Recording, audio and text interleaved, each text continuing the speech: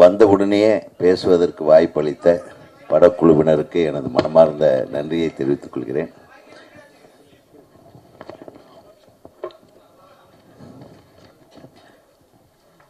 தங்கர் பச்சான் அவர் பற்றி என்ன சொல்றது? என்ன தம்பி சொல்ல, எதை சொல்ல? என் திரைப்படக் கல்லூரி வாழ்க்கையை ஆரம்பிக்கும் போதிருந்தே என் கூட வாளாட்டி கொண்டிருந்தவர் அவர், என் வாளாக இருந்தவர். அப்புறம் எனக்கு எதிராக வாள் எடுத்தவர். ஒரு மிகச்சிறந்த படைப்பாளி. நான் ஒரு கதை சொன்னேன், சே இதெல்லாம் ஒரு கதையா, என்ன நீ அப்படின்பா. என்கிட்ட ஒளிப்பதிவு உதவியாளராக எனது படங்களில் பணியாற்றியவர். அது மட்டுமல்ல, திரைப்பட கல்லூரியில் படிக்கும்போதே எங்கள் யூனிட்டில் அற்புதமான ஒரு கலைஞன், ஒரு வித்தியாசமான சிந்தனையாளர். அவருக்கு அவருடைய வாழ்வியல் கருத்துக்கள் இருந்து எடுத்து அவர் கி ராஜநாராயணன் அவர்களுடைய மிகப்பெரிய ரசிகர். அவருடைய புத்தகங்களை எல்லாம் எனக்கு கொண்டு வந்து அப்போதே கொடுப்பார். நானும் நல்ல படம் எடுக்கணும்னு ஆசைப்பட்டவர் அவர். அதை பண்ணனா இல்லையான்னு எனக்கு தெரியாது. ஆனால் ஒரு இயக்குனராக தங்கர் பச்சான் வெளியே வரும்போது தனக்கென்று ஒரு அற்புதமான அடையாளத்தை ஏற்படுத்தி கொண்டவர். தமிழ் சினிமாவிலே ஒரு தனி முத்திரையை பதித்த என் அன்பு சகோதரர். சும்மா ஒரு மெசேஜ் மட்டும் போட்டிருந்தார், பேரன்பும் பெருங்கோபம். அடப்பாவி, இவன் பேரன்பு மிக்கவன், நான் போகவில்லை என்றால் பெருங்கோபத்துக்கு ஆளாகி விடுவான் என்று பயந்து போய் தான் வந்தேன்.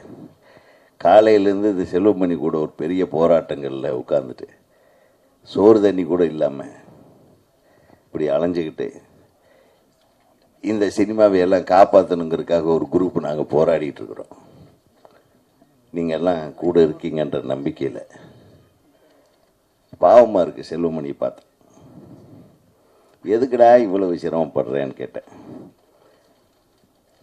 சாப்பாட்டுக்கு வழி இல்லாமல் பாண்டி பஜார்லேயும் கோடம்பாக்கத்திலையும் நடந்து வாய்ப்பு கிடைச்சதுன்னா எனக்கு நடந்து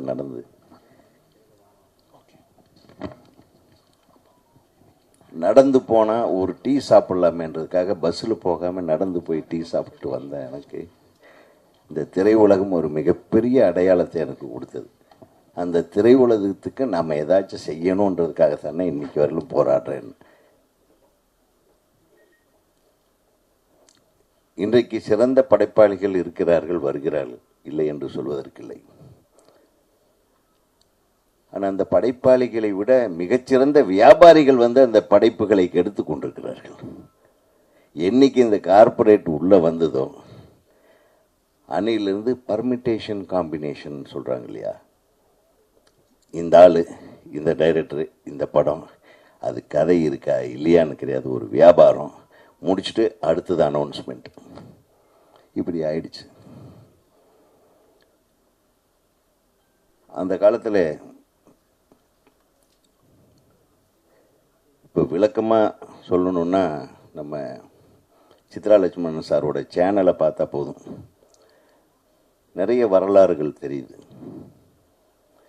ஏவி மேயப் செட்டியார் அவர்களை எடுத்துக்கொண்டால் ஒரு படமே பார்த்துட்டு படம் சரியில்லைன்னா திருப்பி ரீஷூட் பண்ணி இதை இன்னும் அழகான படமாக கொண்டு வரணும் அப்படின்னு உட்கார்ந்து எல்லாம் பிளான் பண்ணி திரும்பியும் அழகாக ஒரு படைப்பு மிகச்சிறப்பான படைப்பாக வேண்டும், அது மக்களிடத்திலே சென்று அடைய வேண்டும் என்று போராடிய தயாரிப்பாளர்கள் இருந்திருக்கிறார்கள்.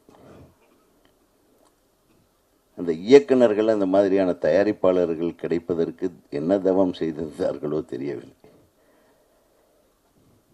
இன்னைக்கு தயாரிப்பாளருக்கு டைரக்டர் என்ன எடுக்க போறாருன்னு தெரியாது. நடிகர்களும் டைரக்டர்களும் சில டைம்ல கோத்துக்கிறாங்க. நெட் ரிசல்ட் என்னன்னு ஜனங்களுக்கு தான் தெரியும். கடைசியில் ஒரே படம் மாதிரி 10 படம் வெளியே வருது. இந்த காலத்தில் கஷ்டமா இருக்கு படம் பார்க்கும்போது. வாழ்வியலை மறந்து விட்டோம், நமது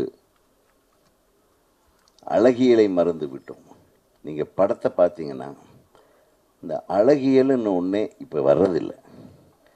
இந்த பொயட்டிக் நேரேஷன்னு சொல்லுவாங்கள்ல, அந்த மாதிரி அட்லீஸ்ட் நம்மெல்லாம் படம் எடுக்கும்போது கூட ஒரு 4 சீனாவது கவிதை மாதிரி எடுக்கணும்னு நினைப்போம்.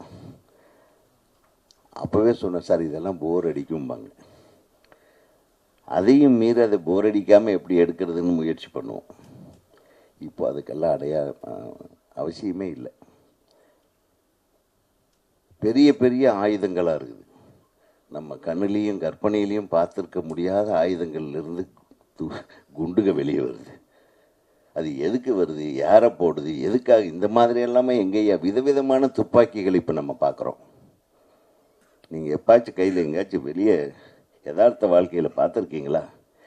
இந்த மாதிரி யதார்த்தம் இல்லாத துப்பாக்கிகளுக்கும் பீரங்கிகளையும் கையில் எடுத்துட்டு போராடுற ஹீரோக்களாக ரஜினியும் கமலும் மாறிவிட்டார்கள் என்பதுதான் கொடுமை.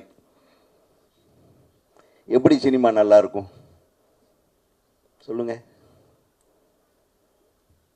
தரமான படங்களிலே நடித்து பெயர் வாங்கி தரமான இயக்குநர்களோடு கைகோர்த்து தரமான தயாரிப்பாளர்களோடு கை சேர்த்து மிகப்பெரிய வெற்றி படங்களை தன்னை அடையாளப்படுத்தி கொண்ட ஹீரோக்கள் எல்லாம்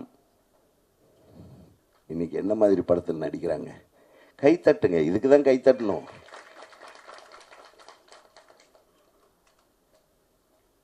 போனா போட்டு தமிழ் சினிமாவுக்கும் இந்த தமிழ் பண்பாட்டை காப்பாற்றுற மாதிரியான அட்லீஸ்ட் ஒரு படம் நடுவில் நடிச்சிருங்களேன். ஏன் தம்பி சீமான், நீ இதுக்கு ஏதாச்சும் ஒரு டைப்பாக பேசுப்பா அதை பற்றி. அதே என்னமோ நீ பேசினா மட்டும்தான் அது பரபரப்பாக போய் ரீச் ஆகுது. இப்போ நம்ம பேசுனா உதயகுமார் இப்போ படம் இல்லை அதனால இப்படி பேசுறாருன்றாங்க. படம் இல்லைன்றதுக்காக இல்லை, நான் அந்த மாதிரி படங்கள் செய்வதில்லை என்று முடிவெடுத்திருக்கிறேன். நம்ம எடுக்கிற கதையில நடிகருக்கு நடிகன் ரெடியா இருந்தா மட்டும்தான் நம்ம எடுக்கிறது. அதுதாங்க அப்படி சிவாஜி சார் சொல்லியிருக்காரு. அப்ப எப்படிப்பா நீங்க இத்தனை படங்கள்ல நடிச்சிருக்கீங்க, ஒவ்வொரு படத்துலயும் ஒவ்வொரு மாதிரி இருக்கு, ஒவ்வொரு படத்துலையும் உங்கள் நடை வேற மாதிரி, உங்கள் உடை வேற மாதிரி, உங்கள் முக பாவனைகள் வேற மாதிரி, எப்படி இதெல்லாம் முடியுதுன்னு என்னால் எதுவுமே இல்லைடா.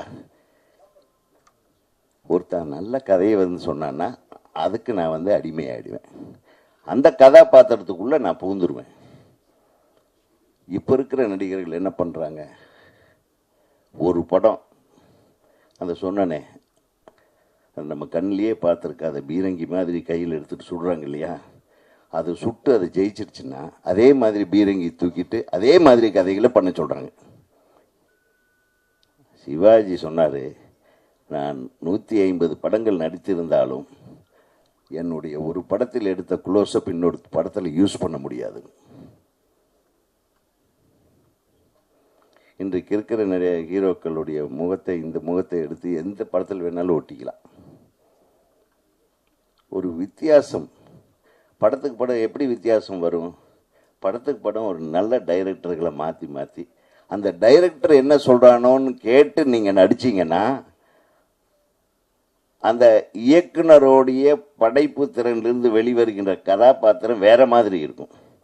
அந்த மாதிரி கதாபாத்திரங்கள் வரும்போது அந்த திரைப்படம் அந்த நடிகருக்கும் சரி தயாரிப்பாளருக்கும் சரி ஒரு வித்தியாசமான படமாக அமையும். வித்தியாசத்துக்கே போக விரும்பலை. பர்மிட்டேஷன் காம்பினேஷன் A+B நமக்கு 250 கோடி வருதா, அதுதான் அந்த படம். நாஸ்தியான படமாக இருந்தாலும் சரி, ஜனங்க பார்க்க முடியாத படமாக இருந்தாலும் சரி, எடுத்து தொலைப்போம். இதுதான் கார்ப்பரேட் கொள்கை. அந்த கார்ப்பரேட் கைக்கு என்னைக்கு சினிமா போச்சோ அதோட அழகியல், வாழ்வியல், ஒரு சமுதாய கண்ணோட்டம் இது எல்லாமே போயிடுச்சு. இதுதான் உண்மை. அப்புறம் முதல்ல எல்லாம் நடிகர்கள் ஒருத்தர் நடித்தாருன்னா அந்த நடிகர் என்ன நடிக்கிறாருன்னா அடுத்த நடிகர் பக்கத்தில் உட்காந்து பார்த்துட்டே இருப்பாங்க. ஒரு நடிகையும் பார்த்துட்டு இருப்பாங்க, அவர் என்ன நடிக்கிறார் அந்த ஷாட்லன்னு. இப்போ இருக்கிற ஹீரோயின்களை இவர் என்ன நடித்தார் போனது ஷாட்லன்னு தெரியாது. இவங்க என்ன நடிக்கிறாங்களோ அதை மட்டும் நடிச்சுட்டு வந்துடுவாங்க. ஒரு கனெக்டிவிட்டியே இல்லாத ஒரு சினிமா உலகம் இப்போது இயங்கி கொண்டிருக்கிறது. இயக்குனருக்கும் நடிகருக்குமே சில டைமில் கனெக்டிவிட்டி இருக்காது. அந்த நடிகருக்கும் மற்ற கதாபாத்திரங்கள் நடிக்கக்கூடியவர்களுக்கும் கனெக்டிவிட்டி இருக்காது.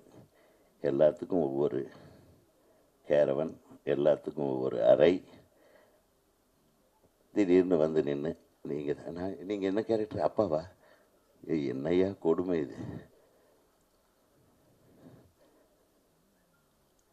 நான் ஒரு படத்தில் சிவாஜி சாரை நடிக்க வச்சேன். சத்யராஜ் மற்றவங்கெல்லாம் நடிச்சிட்டு இருந்தாங்க. அப்பா நீங்கள் ரெஸ்ட் எடுங்க அப்படின்னு. இதுதான் இந்த கவுண்டர் ஏதாச்சும் நடிச்சுட்டு போயிடும், அவனுக்கு கவுண்டர் நான் கொடுக்க வேண்டாம்ப்பா. என்ன ஒரு இது பாருங்க, அந்த சினிமா எங்கே போச்சு? இன்னைக்கு திரையுலகம் நன்றாக இருக்கிறதுன்னு சொன்னால் அது நம்ம நாமளே ஏமாற்றிக்கிறது. நன்றாகவே இல்லை, அதுதான் உண்மை. நன்றாக இருக்க வேண்டும் என்றால் சிறந்த படைப்பாளிகளிடம் படங்களை ஒப்படைத்து விட்டு அவர்கள் சொல்லுவதை கேட்டு நடிக்க வேண்டும். அப்போதான் சிறந்த படைப்புகள் வரும். இது உண்மையை சொல்கிறேன். நீங்கள் ஒரு சிறந்த படத்தை எடுத்து விட்டால் அது வியாபாரம் பண்ண வேண்டிய அவசியமே இல்லை, தானாகவே வியாபாரத்துக்கு வந்துடும். அந்த மாதிரி பேரன்பும் பெருங்கோபமும் நிச்சயமாக தானாக வியாபாரத்துக்கு வரும் படமாக இது அமைய வேண்டும் என்று நான் உன்னை வாழ்த்துகிறேன். இங்கே தம்பி நம்ம ஹீரோ இங்கே அப்படியே தங்கர் பச்சானுடைய ஸ்டைலு. இந்த கதையை நீயே சூஸ் பண்ணேன்னு சொன்னார் உங்கள் அப்பா. அப்படியா? உங்கள் அப்பா இதில் தலையிடவே இல்லைன்னு சொன்னார். இதெல்லாம் உண்மைதானா? அப்படின்னு ஜெயிச்சிட்டேடா நீ. ஏன்னா தலையிட்டான்னு வைங்க, ரொம்ப கன்ஃபியூஸ் ஆகிடும். ஷூட்டிங் நான் பண்ணிகிட்ருப்பேன். ஆச்சே எதுக்கு இங்கே ஷார்ட் வச்சுட்ருக்குறீங்க? நான் அப்படி திரும்பி பார்ப்பேன். இது என் படம்டா. அடா அந்த படம் இது ஷார்ட் ஆகுது அப்படிமா. அந்த அளவுக்கு ஒரு ஒரு உதவி ஒளிப்பதிவாளர் அப்படியெல்லாம் இல்லை. என்னுடைய குடும்பம் அது. எங்களுக்குள்ளே நாங்கள் அப்படித்தான் இயங்கிட்டு இருந்தோம். அதனால தான் எங்கள் படைப்புகள் ஓரளவுக்கு மக்களை போய் அடைந்தது. இன்று வரையிலும் நமது படைப்புகள் பேசப்பட்டு வருகிறது. இன்னைக்கு போன வருஷம் என்னென்ன படம் ரிலீஸ் ஆகி அது நம்ம மனசில் இருக்குதுன்னு கேட்டால் ஒரு படமும் நிற்கிறது இல்லைன்னு எல்லாரும் சொல்கிறாங்க. நான் சொல்லலை, ஏன்னா நான் படங்களை ஜாஸ்தி பார்க்கறதை நிறுத்திட்டேன். தயவு செய்து இந்த சின்ன படம் என்று இதை பார்க்காமல், அழகான படம், ஒரு மிகச்சிறந்த கலைஞனின் மகன் நடித்திருக்கிறான், படைப்பாளியின் மகன் நடித்திருக்கிறான். அவன் சாதாரணமாக நடிச்சிருக்க மாட்டான். அவன் என்கிட்ட தம்பி சொல்லும்போது காலையில் முதல்ல எடுத்த படம் என்னடா, அது வேண்டாம் இதுதான் ஃபஸ்ட்டு ரிலீஸ் ஆகணும்னு சொல்லிட்டான் என் பையன் அப்படின்னா அந்த குழந்தைக்கு எவ்வளவு பெரிய கான்ஃபிடென்ஸ் இருக்குது இந்த படத்தில். அதை வச்சு சொல்கிறேன், நிச்சயமாக அந்த கான்ஃபிடென்ஸ், அந்த இலக்கு, அவனுடைய இலக்கை அடைவதற்கு அவனுடைய முடிவு தான் இறுதி முடிவாக இருக்க வேண்டும் என்று நீ உறுதியுடன் செயல்படுகிறாய் இல்லை, அது போதும். ஒரு அப்பா அதுதான் பண்ணணும். இல்லைடா நான் சொல்கிற மாதிரி கேளு, நான் சொல்கிற மாதிரி கேளுன்னு கேட்டவங்க எடுத்த பசங்கள்லாம் ஃபெயில்யூர் ஆகிட்டாங்க. நிறைய ஹீரோக்கள்,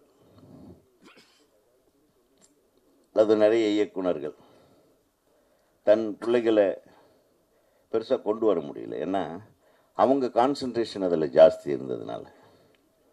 இப்படி தான் இருக்கணும், அதெல்லாம் முடிவு பண்ணக்கூடாது. சொன்ன எஸ்ஏசி சார் சொன்ன மாதிரி அவர் வந்த காலத்தில் அவர் எங்கிட்டயே வாய்ப்பு கேட்டிருக்கார். விஜய் அவர்களை அறிமுகப்படுத்தி 2வது படம் 3வது படம் நீங்கள் டைரக்ட் பண்ணணும். பட் அவர் எடுத்த ஒரு முடிவு வேற. அவர் ஒரு வெறித்தனமாக இறங்கினார். தன்னுடைய சொத்தையெல்லாம் அடமானம் வைத்து தான் விஜயை வளர்த்தார். அதுதான் உண்மை. அது தெரியும் எனக்கு.